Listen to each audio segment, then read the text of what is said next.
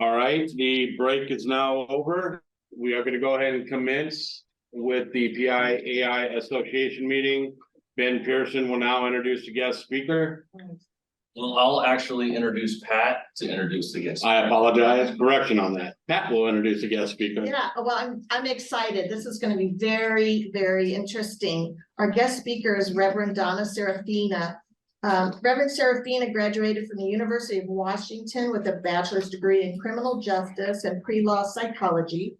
She is a certified medium with extraordinary accuracy. Her insights and her experiences have been invaluable to private investigators and law enforcement, criminal justice system in general.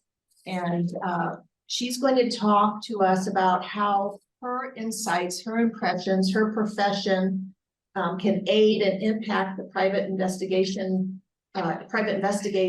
And then once she's finished with that, she's going to give us her impressions of the very tragic Moscow, the student murders at the University of Idaho. And without further ado, Reverend Seraphina. Hi, thank you for having me. So yeah, with my background, I have a bachelor's in criminal justice, and then I worked for a while at Echo Glen, which is all in Washington State, University of Washington, and then Echo Glen, which is a state felony institution for juveniles. I transferred out to juvenile parole, and I had a brother murdered while I was in college. And so I volunteered for 8 years at Families and Friends of Violent Crime Victims as a victim advocate for families of murder victims, helping them navigate the system.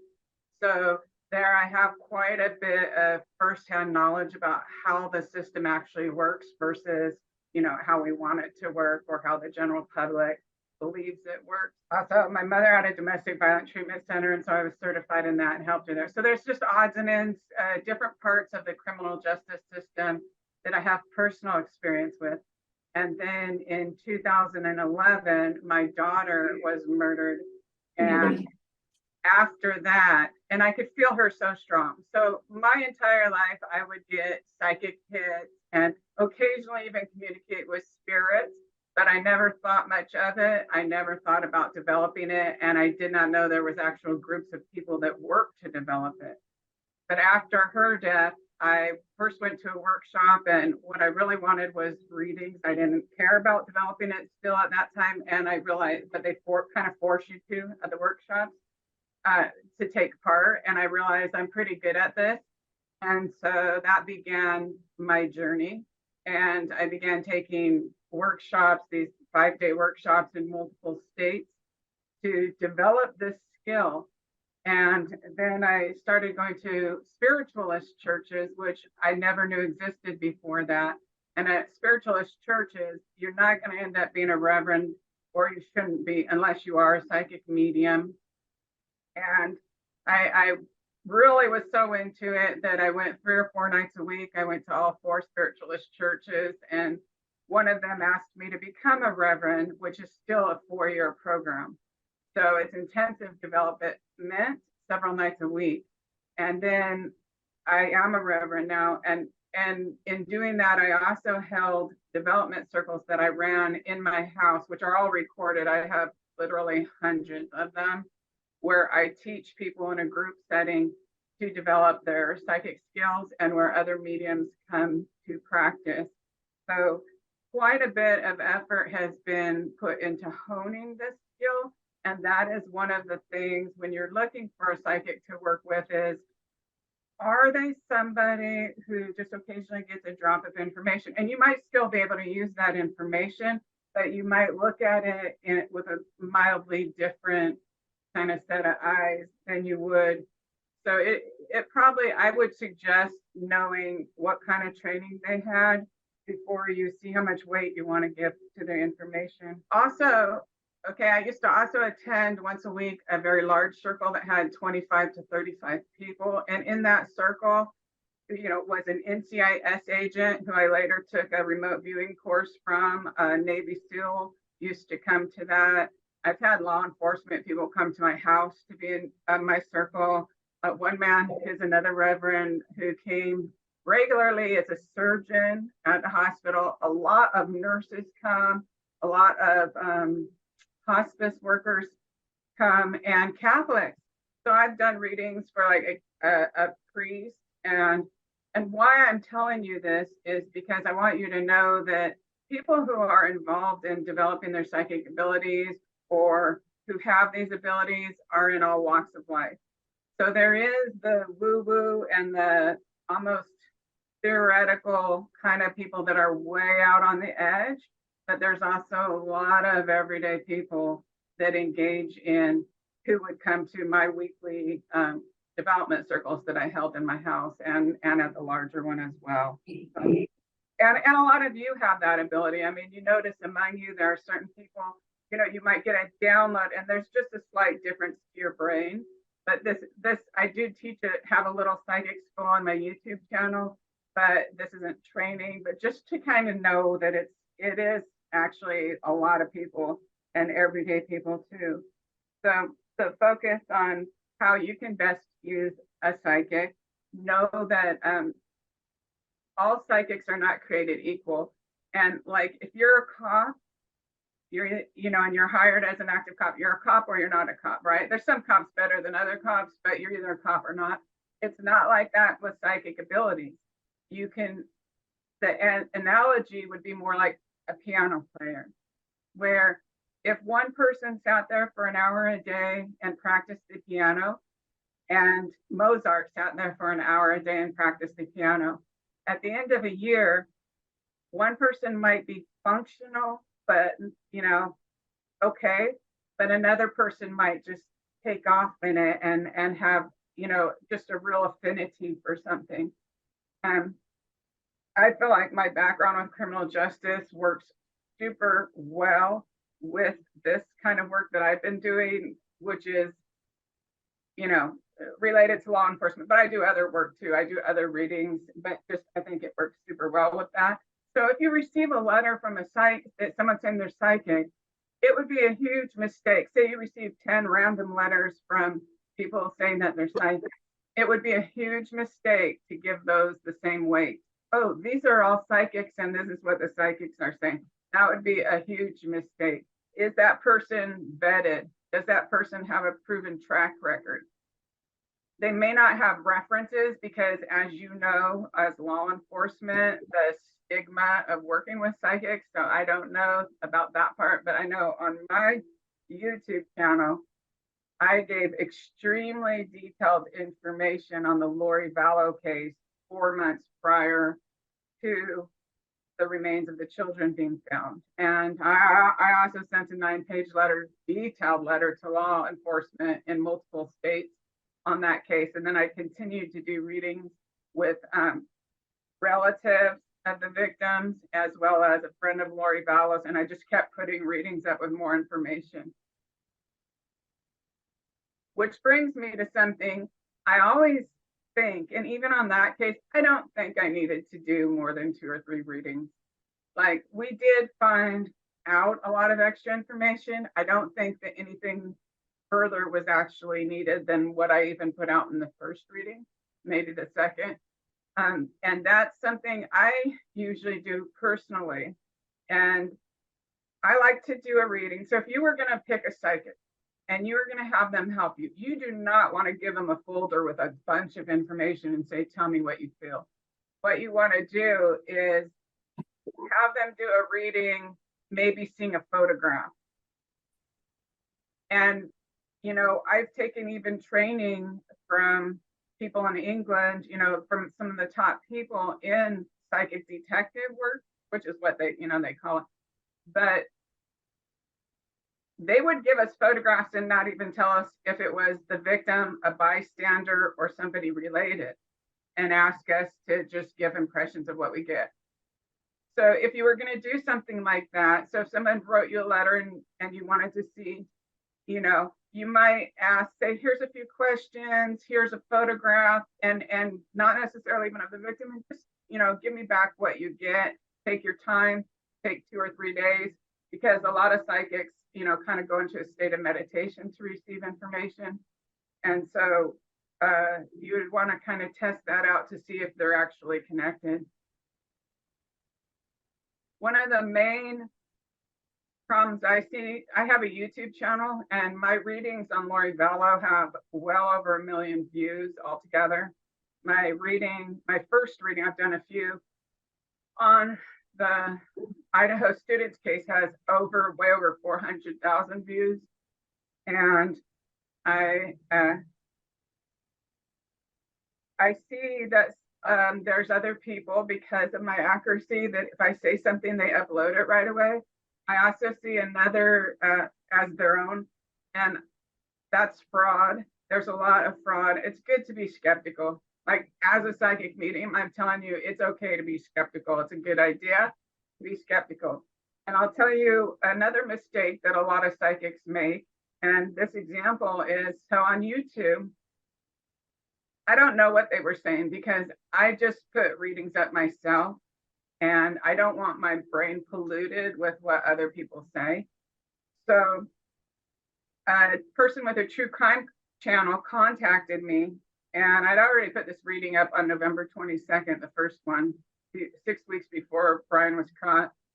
And she said, okay, so the timeline came out and the timeline became public information. And now they're saying Brian Kohberger, he did all this in 15 minutes. So then, you know, all the social media was abuzz saying he must have had help or he must have been in the house or whatever. So all these group of psychics then changed their predictions and their information to fit the public information that they had. And they, as a group, decided that Brian must have been waiting in the house to ambush. And so I was contacted by a true crime channel, and she's like, well, do you want to change that? Because all the other psychics are saying he was in the house. And I'm saying, I was shown, you know, okay, I was shown him going up the side of the house in the back sliding door. And that's what I was shown. Okay, period. I'm not going to argue about who's right or wrong there. I'm just going to say that is what I was shown. So I think a more experienced psychic would be secure enough to say that. But yeah, all these people started insisting that, and until the information came out that disproved what they said, this is what they were holding to. So you have levels of a big problem with an inexperienced psychic or a psychic that wants approval. So if a psychic wanted your approval and they're just working for a pat on the back, and they, you know, they want you to confirm that they're a psychic and they want to please you, the thing to watch out for is, are they repeating stuff that's publicly known and mixing it with their own theories? Because that's not psychic. Okay, so you would want to watch out for that. And you'd want to, you know, I don't know how many people write you, especially if it's not a high profile case, but an example of information not publicly known, there's a couple. So another one I did readings for the mother and grandmother of Dior Coons. And I saw an extremely graphic bear. And I won't go, they're all uploaded on my YouTube channel if you're interested in them. And then later, a few months later, I did another reading at the request and for the father of Dior Coons and his sister. And after that, I was able to talk to the sheriff in that case, who was a deputy at that time. Now he told me he had taken note of my first reading, so he had heard about it and listened to it, because he said there was something he had never told the media. And what he had never told the media was that the place that they believed Dior fell into the creek, there was bear tracks. There was fresh bear tracks, fresh bear dung, and he had actually tried to track a bear, and he had never mentioned it to the media. So that's an example of information and how you can use information to kind of just right away gauge, is this public information that they're just putting a theory together with, or are they just getting information that may not be known to the public? So if you have privy to any of that, that's a good place to kind of discern whether that psychic is giving you legitimate information. And if they do have a ton of information that's not known to the public, you might give a little more weight to some of the other things they're saying. So just another quick example of that is, I worked on this case of Jamie Kloss, the 12-year-old in Wisconsin, who someone kicked in her family house They shot to death her mother and father in front of her. The guy kidnapped her, and she escaped on her own after 88 days. So if you remember that case, and I had written to the police department there a very, very detailed email. And the detective called me back, and he told me this is what some of law enforcement is dealing with. He said that they had received 600 emails from people claiming to be psychic and then giving their version of what happened. So some people are psychic, some people think they're psychic, some people want to help. But he said the reason that they called me was half of what I told them was information they already knew, but they had not released to the public. Okay. And then he also said, he's going to give me 24 hours, and he wants me to tell him what room each parent was, what room each parent was in, where in the room, what position their body was in, what weapon was used to kill them. So he just kind of wanted to see how tapped in I was, and I was not insulted at all. And see, he did the right thing. That's another point.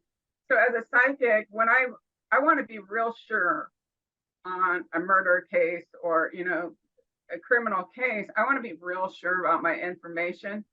And I will go into a deep state of meditation. I will pray, and I will ask for that information.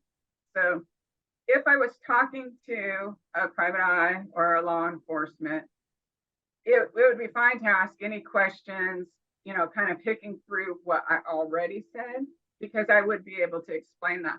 But if they wanted new information, like the detective talking about what room they're in and what weapon and stuff, then that's a good thing to just keep it low pressure and just say, come back in a day or two, or write me back when you kind of feel like you have that. Because, other people pick, some people pick things up in dreams or however they do it. But if you kind of put them on the spot and go, I want this new information, that's outside of what they already sent you. I want this, and this, and they're unsure of themselves or undeveloped or, kind of just amateur, then they could try to please you by filling in the blanks.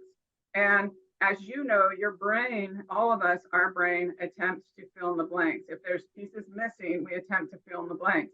So part of training development for someone who's a psychic is learning how to discern that, not letting that kind of information creep in. So you are going to just want to give them time to come back with that information if you test them that way. Okay, so understand, this is really interesting and really important. Some people, if they don't really know, like say some of you who may not know if you haven't interacted with any psychics or not, it's not Skype. It's not like this where you could all of a sudden just start picking things out. It's not a TV show where you can demand, I want all this certain information. It is literally like charades. So different psychics will receive information differently, but how I receive it is multiple levels. And even in one reading, I will be in different levels of trance. So I could be at a very light level where I'm just receiving some images. A little deeper, it'll be like movie clips. And then at some point, sometimes I will lay on my bed and with the mediumship, and I know that's hard for some people, but there are spirit guides. There are other entities outside of our physical range. And I will literally work with the same ones, and I trust them enough, and my consciousness, I will let them take my consciousness, in other words, to the time and space where this occurred. And it is like I am standing there in 3D watching the events that are happening. And so like on Gabby Petito, I put one up, it's 100% accurate before even the surge. And I can even tell in the reading when it's that point where I'm not even aware of my physical body anymore during the reading. And those ones are super accurate. Different mediums receive things, but the most common is visual. So what that person is going to do is going to see things, and anything can represent a person, a place, a thing.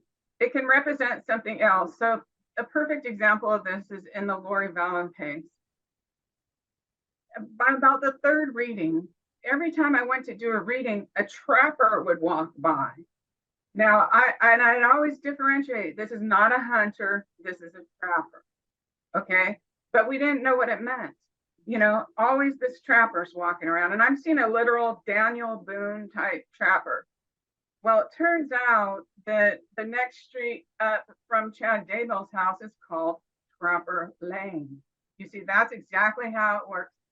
And this really bothers me because the locals kept the sign up, Trapper Lane, and a neighbor actually sent me the photo. And no matter how many hours I spent on Google Maps or Google Earth, I can never find Trapper. I would put Trapper in there like, this has got to be something because it's every time. But the state had renamed it as a number. So that only came up as a number on Google Earth. It did Trapper Lane. And that's how, if you're working with a psychic and they're only telling you their interpretation, that's where they might be wrong anyways. So you want to go back and ask and have even almost a separate list, and then with what they saw, and then what they saw, and then what they think it is, because it might end up meaning something to you that only you know about. So if the law enforcement was listening to the reading and I'm going on and on about this trapper, they may have very well known that I was referring to Trapper Lane, but I had no way of knowing. And that's how information comes through. So it's abstract, it's like charades, and you just want to keep a list and keep an eye out. The same as this 5-year-old missing girl. I see her buried and I see a hollow log on top of her. When I look on a map, there's tons of streets all around the area of Tennessee named Hollow. So I don't know if it's a literal hollow log or the name of something as a psychic. I mean, there is a limitation as to what I know. I can say what I see, and what I see is clues, but it's not going to be like a concrete, here's everything type of deal. And again, there's just one more, because these are real important. This is probably, if you remembered one thing, is to always note what they saw versus, and then be aware, because there's a little 5-year-old in New Jersey named Dulce Alves, right? And I saw all these things and they were all correct. And I actually found the building. But one of the things I said was, I see a sailboat. And then there was this group on Facebook trying to sleuth the thing. And I could not get them to grasp that it may not be an actual real sailboat. And later when I found the warehouse, it turned out that there was a mosaic of a sailboat directly across the street. See, and I saw it right away. And then how things come in are different too, because if something is the main thing, it'll seem more concrete to me, but sometimes something will wisp by. So you want to be able to work with the psychic to have them explain it to you, because when I see that, like a translucent thing wisp by and it doesn't come in over and over, just comes in once. An example of that is in that 5-year-old Dulce Alves case. I saw a train wisp by, but it wasn't the main thing, and it never came through again. And it turns out kitty corner to the warehouse that I located, somebody took one train car and turned it into a hot dog stand. So each aspect of my reading was in a 360-degree ring around that warehouse, but they are not literal. Most of them, some of them will be, but some, they're not literal. They're like clues. It's like when you play charades, just remember that. That's super important. The other thing that could come in, and the more experience somebody has, the less likely it is, but brain garbage happens with anybody trying to do this. And if you're tapping into energy, I mean, that you can't see, there's things floating around in the air. And I notice a lot of times right at the very beginning of a reading, sometimes there might be a little of that. And I just kind of, I say what I see though, because it might not be that. So I think you'd kind of want to have the psychic explain it to you if you came to the point, if you don't want to waste your time, do a really, non-confrontational, really nice, here's some questions that I would have, and maybe take 2 or 3 days and write me back and let me know what you get. Just like that to them and see what they get. So I did that. There was a retired detective from Idaho, and I put this online. All this is on my YouTube channel. It's called Psychic Reverend Donna Seraphina. So retired detective called me, and he said that my descriptions in the Lori Vallow case were so accurate. He was wondering if I'd ever been to Idaho. And I said no, but we ended up talking a couple hours. And then I emailed him and I said, is there any questions you can think of, 5 or 10 questions that could like help law enforcement? And what I did with that, he sent me back like 100 questions. So I read them into an audio player as an experiment. And then I allowed myself to go into a very deep trance, and I answered him, and I answered at least about 80% correct. So that was an experiment for me, and it worked. So I don't think there's any problem with sending a list of questions of things you want. It's just give it time and see what comes of it. Let's see. Here's another example. So in the readings with Lori Vallow, I'm talking about watching, Alex and Chad and Lori bury JJ. And then I actually see her in her car singing, but then I say, and I don't know the exact order, but I say I see a cemetery. So what I did see was a real like old cemetery, and I even said it's an old cemetery. But what it really was in the yard is the pet cemetery you probably heard of.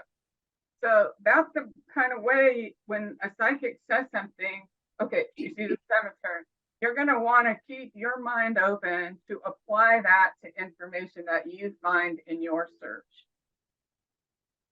And another thing, like with Koberger, the Idaho 4, right? The guy says, they're showing me a family bread company and he's working in it. Well, clearly he doesn't work in a bread company, but it turns out that Koberg Breads, it's the largest family-owned bakery in all of Europe, and they also serve Pennsylvania, interestingly. They serve the whole East Coast. They're very popular in New York. So that information, there's no way I would have thought of putting in that to, now I would, but when I did that, there's no way I would have thought of putting that into Google to see what I got.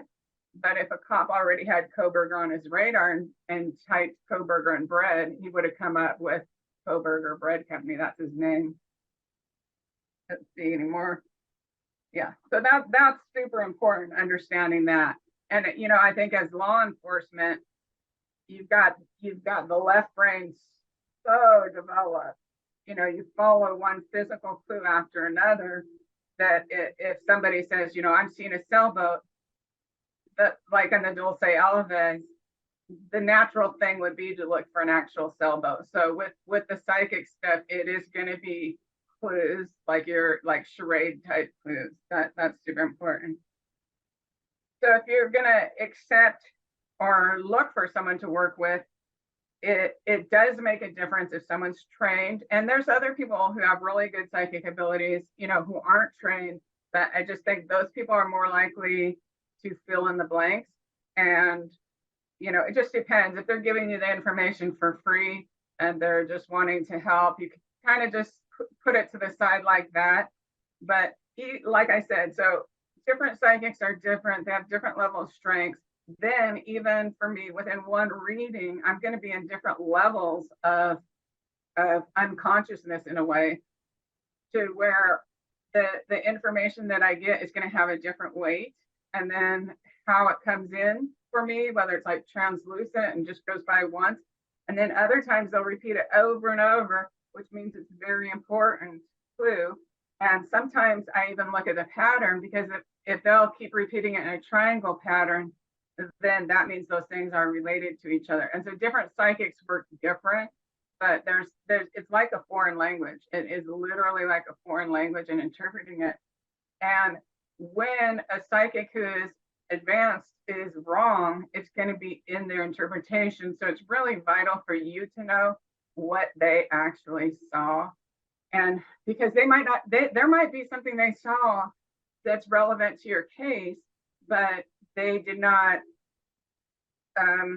say the right thing. So here's an example. Some woman, she was suspicious of a coworker at a university. She thought he might be a Chinese spy. And she wanted me to do a reading for her, picking up on his energy to see what's up. And at one way spirits show people things, so show psychics things, is through what's called a reserve or a reference library in their head. So they, when the spirit connects with you, they can, it's almost like they flash your brain. Your brains are connected, it's telepathic. You receive, they can show you something out of your own brain. It's so much easier for them than creating it out of energy molecules, right? So they'll do a combination of things. So right away, I'm seeing this water tower in Spokane, Washington, that I saw many years ago when I was there. And I say, I'm seeing a water tower. And because I was assuming that the being in Spokane, Washington was probably just because of the reference library thing. And she's like, I don't know what that is and stuff. And I'm going, okay, well, then there's more about it, right? There's more about that scene. So I just say, okay, well, the water tower they're showing me is in Spokane, Washington. And she says, oh my God, he lived in Spokane, Washington. You see? So the information I first told her, and if I'd been written a letter, and especially if I wasn't, having the experience, and I just said, I see a water tower, that it could have misled somebody. But because we're doing the reading right then, it turns out that the important thing was that he lived in Spokane, and that's how they got me to say Spokane. You see? And let's see. Another thing is going to a crime scene is invaluable. It's not 100% that it has to be done, and especially if there's not the budget for it. Like, I would love to go to that house where the Brian Koberger did that, because I know I'd pick up even more information. All information of everything that ever happened is stored in the energy field around a place, and a psychic can pick up on it. So it's all the readings you see on there, though, I've done from my home down here in Southern California, and they seem very accurate. But if I had been able to go to Rexburg, Idaho, when I did that first reading, I would have had Chad Daybell's house nailed in a week, because I don't have regular TV reception, but on the little news clips on YouTube, they only showed the front part, the brick part. They didn't show the whole 4 acre side view of it. And if I had seen that and seen the sign that said Trapper Lane, I'd be like, we're here, we're here, right over there. So what I'm doing, like in my personal life, is hoping to raise money to make that kind of thing possible, to travel around and do that. But really, the government, I think, should be paying for that. And the other thing is, don't expect 100% accuracy. So even say that the top psychics in the world that have been tested test at about 80% accuracy, right? So don't sit there and think that every single thing is going to be correct. You just kind of look at it with a flexible, here are some potential clues, like say if someone keeps on getting the letter M, and then you're looking by a high school and all of a sudden there's a big M, you might just pay attention to, okay, what else did that psychic put on their letter right around the letter M? Because there might be some things a lot of times before and after in that list or that reading that person did that gives you more clues as to what's going on there. So the limitations, there's some real limitations, obviously, and even everything I told you has limits, right? Is not like Skype. But another limitation is this time-space continuum. That's a real limitation. Now, I've done something called astral projection, where you learn how to consciously leave your body and to go to your consciousness goes to another place. But in doing that, there's no time, there's no space. It's like if you have a thought to go to one scene, you're in that scene. If you have a thought to go to another scene, you're in that scene. And so what I'll often see, I see Brian going into the kitchen. I see him going up the side of the house. I see him going in the kitchen. I see he has this big knife. I see him going to Dan and Ethan's room first. So mainstream media is all wrong. But I see him going in there first. And I see him skipping the next obvious room, right? Which I said turns out to be Dylan Morrison's. And then I say, I see him going up the hall. And then I talk about the murder of Kaylee and Maddie. I do not see him going up the stairs. I do not see every trivial thing in between the sequence of events, because I am being passive in this and I'm letting my spirit guides run this whole thing and show me what they want to show me. So, and then I see him go out the back door, right? And then I see him, which is interesting because what Dylan Mortensen later confirmed, but then I see him come back in that back sliding door and he ends up going down the front stairs and out that front door.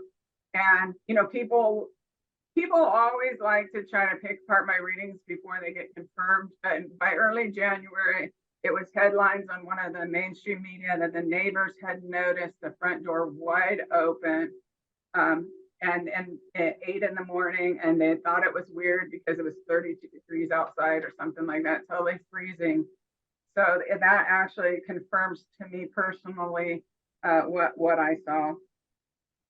But again, and then the next thing I say, okay, the next thing I say after I see him going down the front doors, I'm like, oh, you left town, didn't you? Okay, so I'm not seeing him drive on Walenta Drive. I'm not having this feeling of, okay, 2 hours goes by. I'm just right to, now we're burying the knife. Now we're out of town and we're burying the knife. Oh, and I say, okay, he lives, if you face the house, he lives off to the right across the fields. You see, there's no 5 miles, there's no 3 hours later. And that is a limitation for most. You might get some clues about different things. Like on the Idaho case, I got that the children had been killed on the very first reading 4 months before they were found. I got that they had been killed on different days. They were buried near each other, but not together. Okay. But you don't get everything. You get bits and pieces, and you can apply those bits and pieces to your investigation possibly. But just keep them to the side and notice them. But notice, just remember that psychic is picking up random bits of information. It's just remember the charades thing and apply that clue as you see. Find out what they actually saw or heard, because you may apply it different than they did. You may interpret it different than they did based on what you know in your investigation. And again, are they able to tell you things that are not public knowledge? Are they able to tell you things that you know that other people don't know? That's a really good way to vet your psychic. And let's see. That's it. Okay, so if you have any questions about anything related to psychics, I actually have, like I said, I held a development circle for 6 years every week in my house, and very, very much into this. So if you have any questions about any of it, just let me know. The chat room. Yeah, the chat room is empty on questions right now, but if anybody has questions, feel free to bring it up in the chat room. Should I just say it or type it? Oh, you can say it. You're right down about online. Well, she mentioned that the knife had been buried, and I know they haven't found the murder weapon yet. I was wondering if she would have any more impressions on that with regard to the Moscow student murders. Yeah, that's the big question. And if I was up there, there's already some things that I would look for. There's something really weird going on in that case, because before they show me Brian going in the house, I'm seeing this red-haired guy, and he's looking out from behind a phone pole, right? And I have a feeling that at the trial we're going to see the person testify. I kind of wondered if it was Jack Showalter, but I don't know.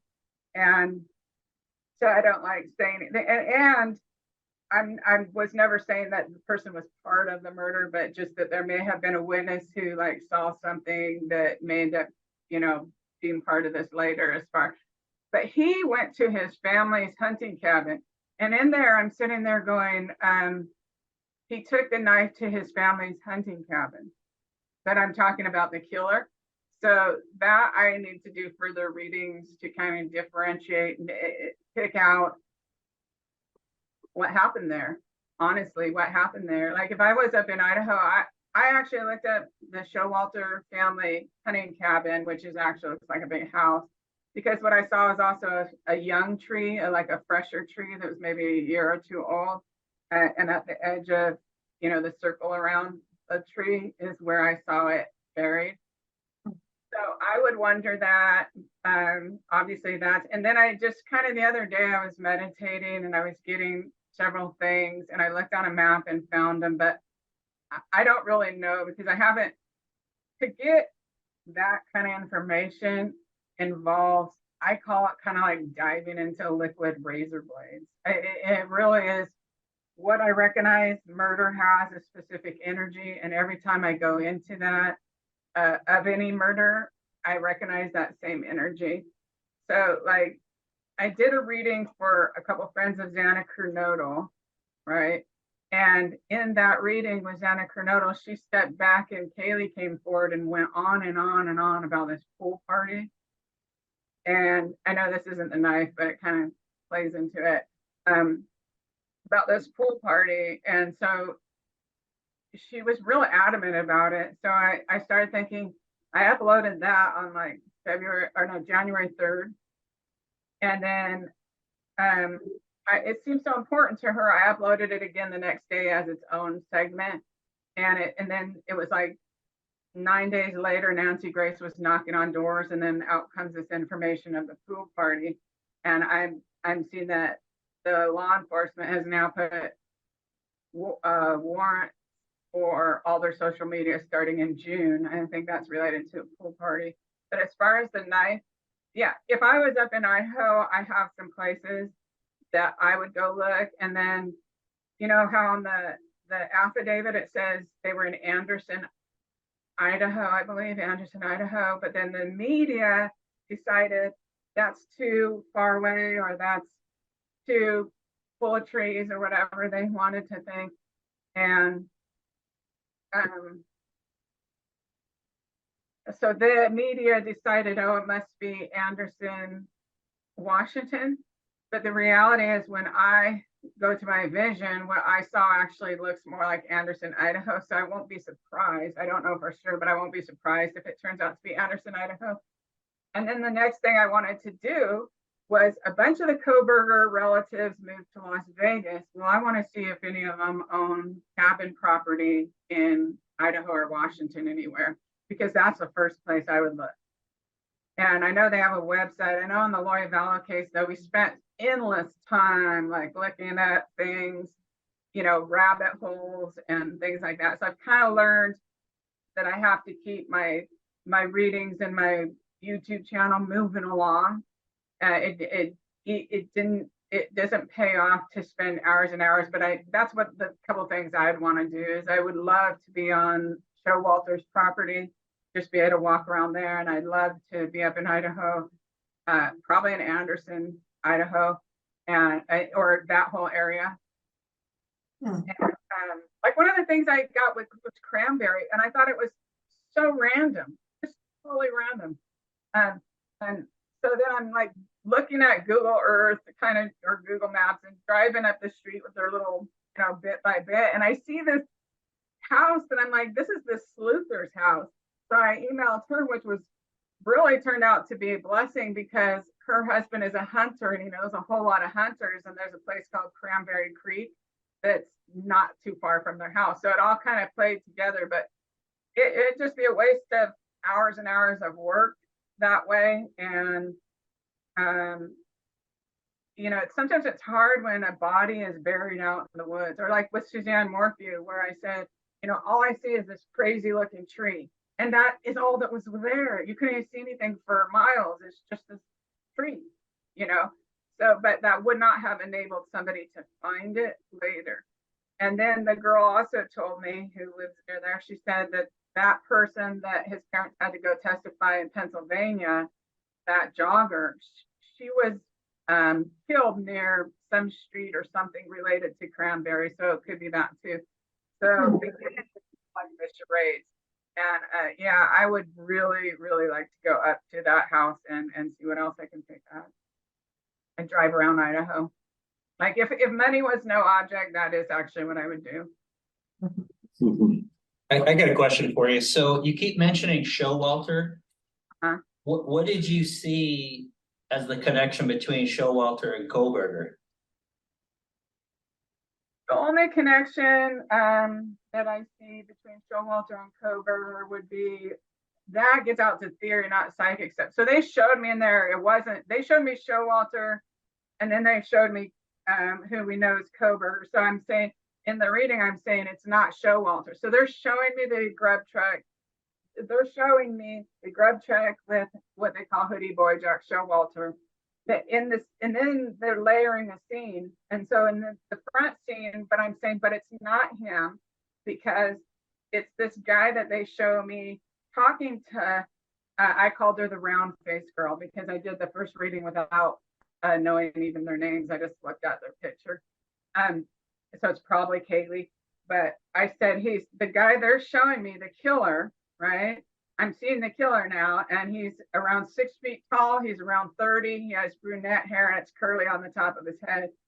And then when I'm in front of the house, and I'm seeing the red-haired guy, and he's looking out from behind a phone pole. So to me, that just tells me how I would interpret that is there's a potential witness that may not have been involved, but may have seen something, and we'll probably we'll get the answers to that probably at the trial.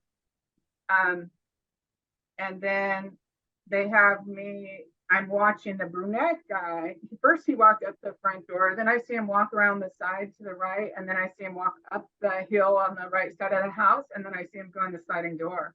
And I've seen person after person on television go, oh, he would have parked in this dirt parking lot. Well, yeah, maybe. And I'm sure he did when he was watching them in the months preceding. But at that time, I had talked about seeing him park and then move parking spots and things like that. And at that point, I'm saying he's connected to the brain. So I was not shown a direct connection. And that is why I don't know. But I just think it's real weird that in the reading, I'm saying, he takes the knife to his family hunting cabin, and that turns out to be Jack Showalter's alibi. So that's the crossover of the connection. But like in the room where Xana and Ethan were, right, when I'm watching their murder, I'm also saying I'm seeing a hunter walk by, like, why is he doing that? Turns out the girls sent the neighbor named Hunter to find the bodies, but I'm seeing like a translucent overlay of multiple events. It's real interesting, but it's the opposite. In a way, it's the opposite of police work, where things are super concrete, like you're looking for this concrete thing, and then you get these letters from these woo-woo crazy psychics now that are just like, I'm seeing this and I'm seeing that. But it's just, it's like you gotta apply it. You gotta apply it and just be open that this is kind of like charades. I see a trapper, it's Trapper Lane. I see a sailboat, it's a sailboat mosaic.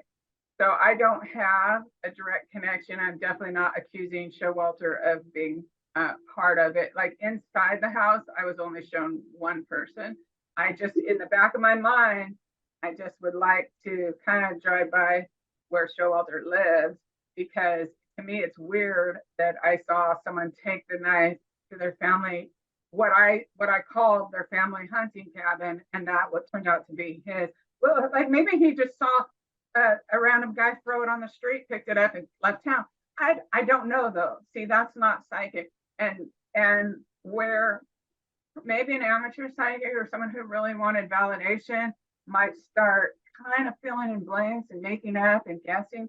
I can't do that. I can only just tell you, here's what I saw.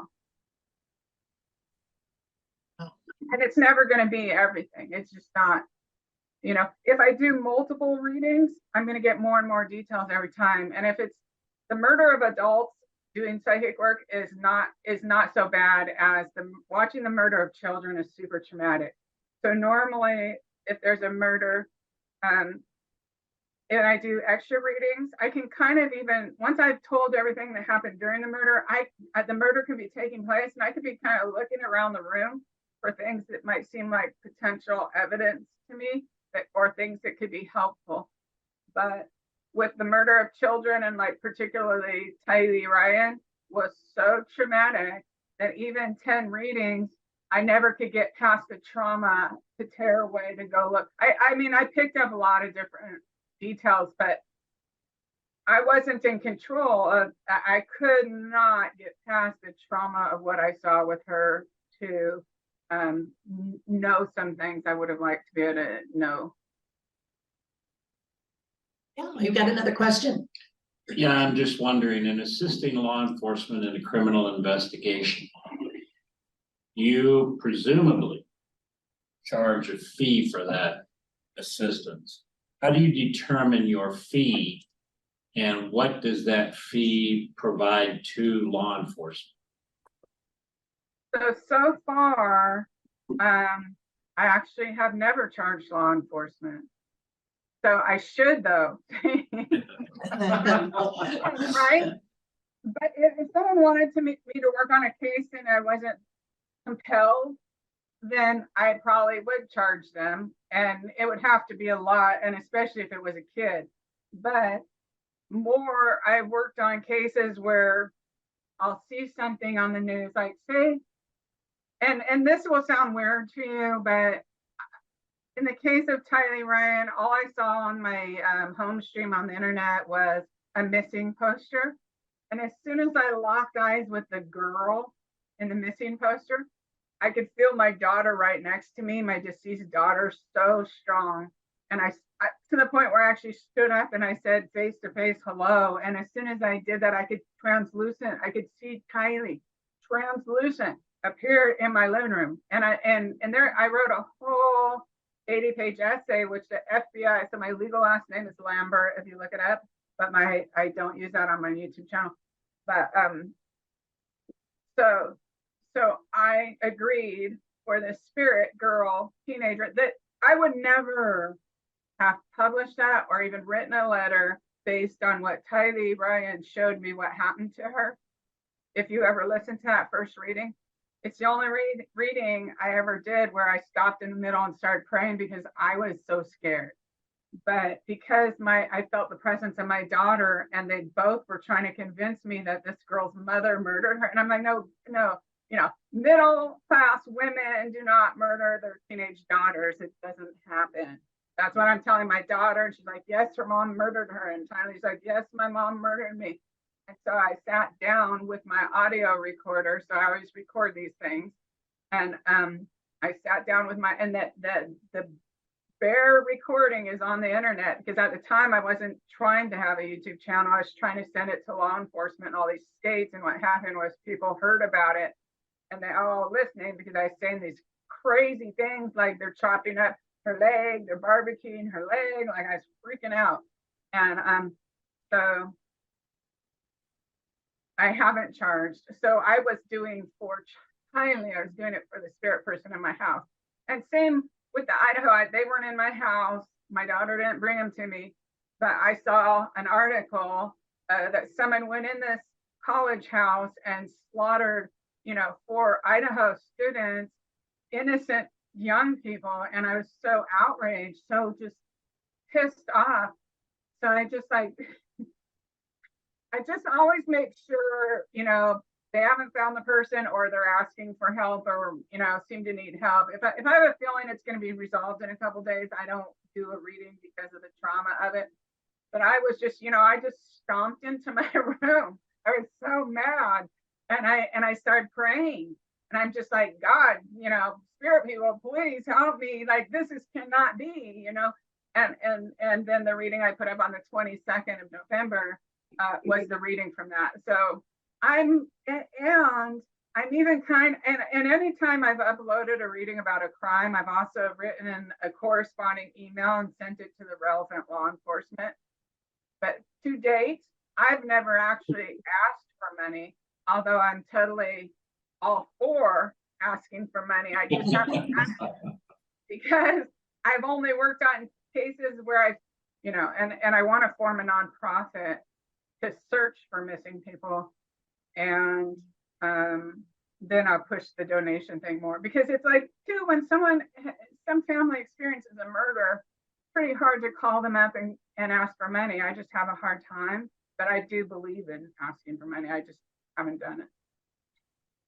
Thank you. Any other questions from anyone?